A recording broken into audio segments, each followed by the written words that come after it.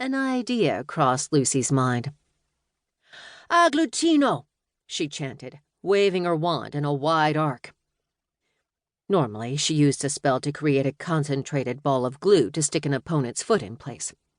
This time, with a tweak to her magic and a broader sweep of her arm, she made the glue spread wide in front of her.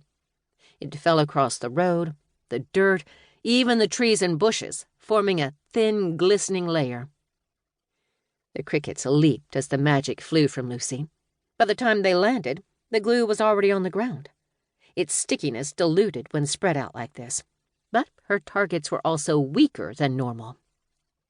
The crickets didn't have the strength that magical criminals or wild monsters did, and as they hit the ground, they became trapped.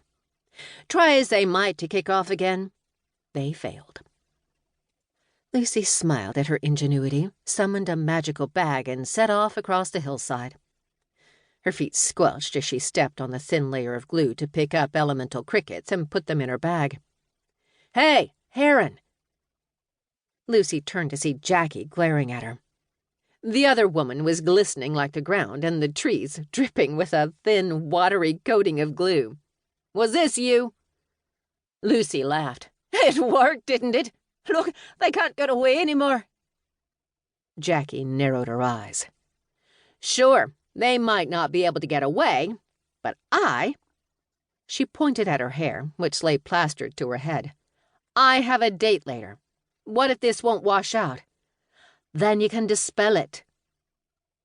Lucy waved her wand, and a few sparks of unshaped magic fell. "You're a witch, remember? Don't tell me you've never used magic to fix your appearance, because I've seen how you do your makeup when you're in a rush." "Fine. But if this won't come out of my t-shirt, I'm bringing my laundry around to your place, and you can fix it with your magical mom touch." "That's fair." They gathered up the rest of the crickets, carefully collecting them in magical bags, then added the ones trapped under Lucy's nets. By the time they finished and got back down to the running group, some of them were more alert as they emerged from the never was, never will be spell Lucy had used to befuddle the minds of the mundane runners when the magical creatures showed up. "How do we explain this one away?" Jackie asked. "I figure we all took a break to catch our breath.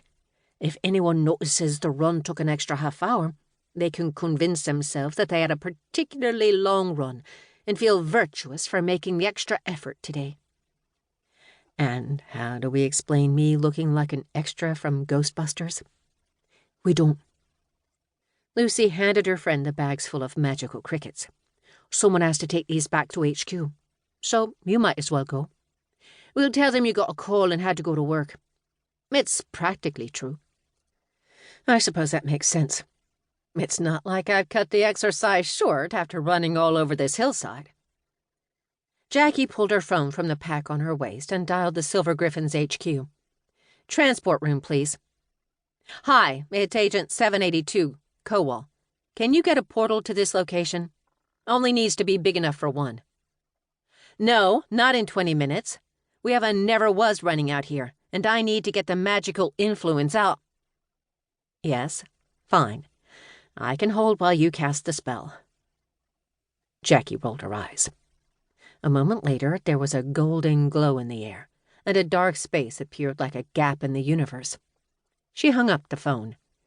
"Enjoy your date," Lucy said. "Enjoy herding that bunch of confused cats." Jackie stepped through the portal, which promptly vanished.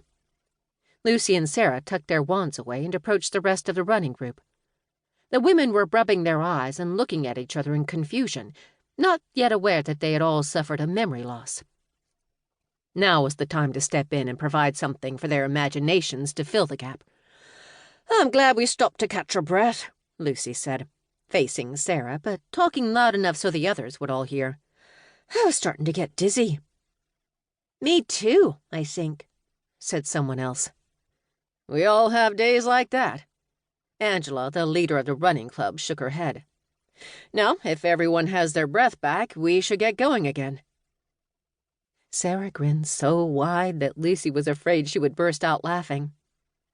It was easy to forget that despite dating a Silver Griffin and being friends with several others, Sarah didn't often get to see